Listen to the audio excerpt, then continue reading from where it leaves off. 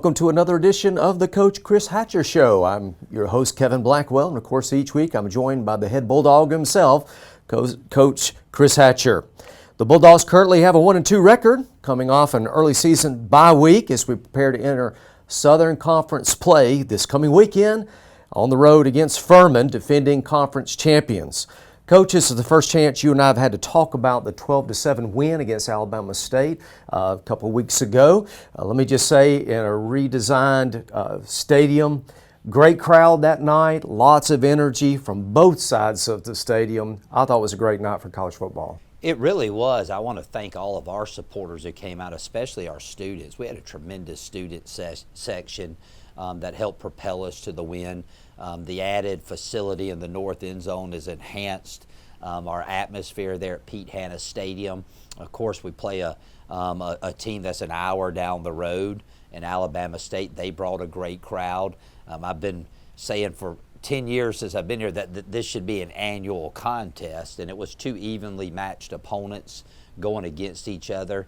Defensively, we played outstanding. Offensively, we made a few plays there in the third quarter when we needed to, and we're fortunate enough to win that ball game. And I really liked the way we won it. It was a close game, a defense, special teams, field position type of game.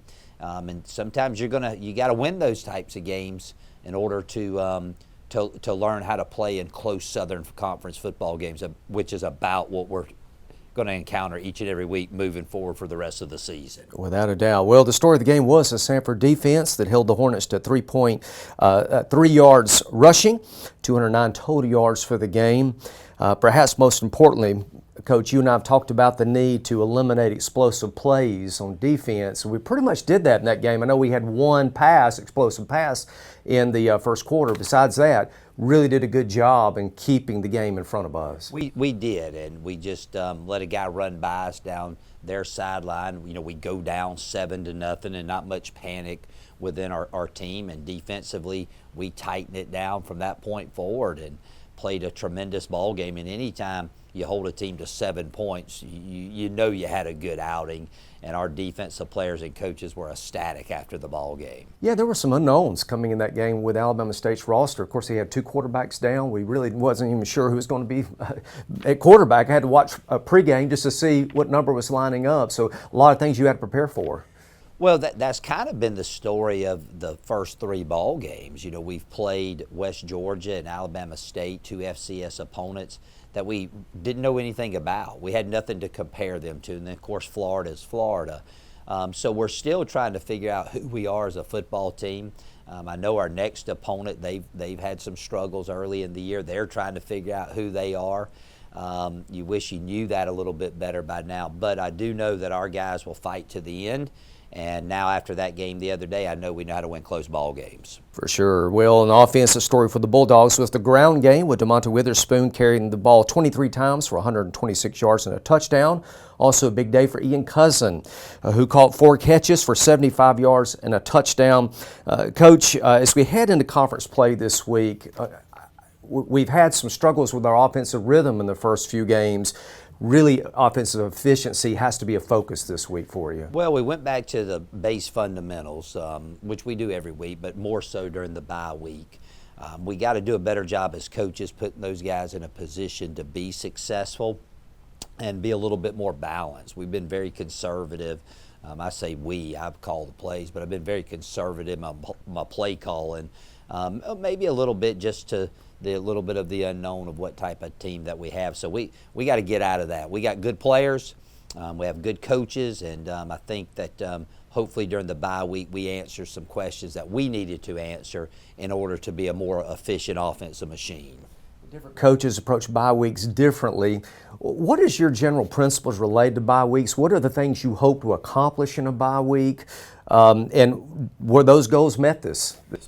Well, bye weeks are tough on coaches. The only day you really get off is the game day. The rest of the week is a blur. You try to get a little ahead of recruiting, especially with a bye week this early in the season, which we haven't had in quite some time. You really want to hone in on the fundamentals, keep the guys sharp, get a little ahead in your next opponent preparation, and then rest. And hopefully that was accomplished throughout the course of the bye week. we'll know a little bit more after this next game on Saturday afternoon. Absolutely. Well, speaking of that, on Saturday, the Bulldogs head to Greenville, South Carolina to face the Furman Paladins for a 1 p.m. kickoff, Central Standard Time. Furman comes in the game with a 1-3 record. It'll be their first conference game for both teams.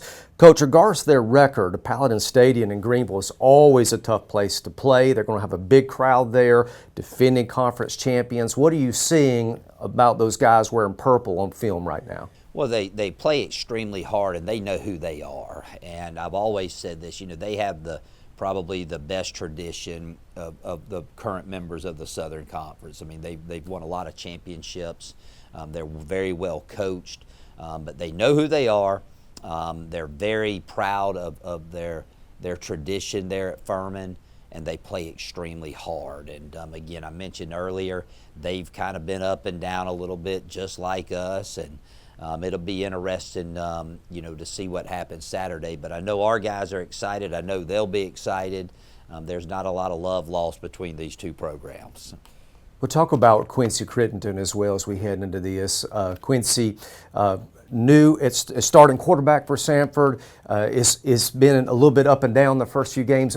Were you able to just have a conversation with Quincy this week as we head into conference play related to just kind of getting back to fundamentals and doing what he does best? Yeah, Quincy's a really good player, and we need to do a better job of calling plays to allow him to be more successful. And like I said, we got really conservative there in the second half of the ball game due to the way the game was being played. So we really didn't give him an opportunity to do a whole lot there in the second.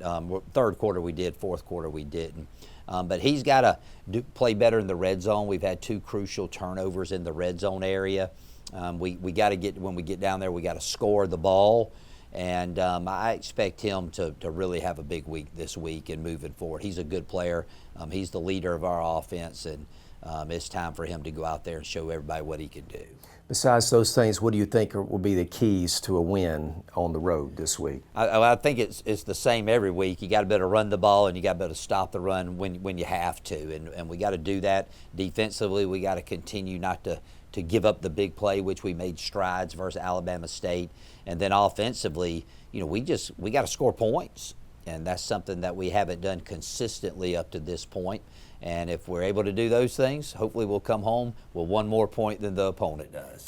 Very good. Well, kickoff is set for 1 p.m. Central Standard Time. Samford fans can watch the game on ESPN+. Fans, just a reminder, Samford will be back home October the 5th against the VMI Keydets for a 2 p.m. kickoff. And tickets are still available for that at SamfordTickets.com. Grab your ticket while you can. We hope to see you at Pete Hanna Stadium on October the 5th. Come and be loud for the Blue Out game. Wear your blue and come and be loud. Well, Coach, good luck this week in Greenville, South Carolina. Well, I appreciate it, Kevin. And by the way, we got a good matching outfit on today. And then I challenge all of our viewers to go by Onward Reserve over in Mountain Brook and get your game day needs.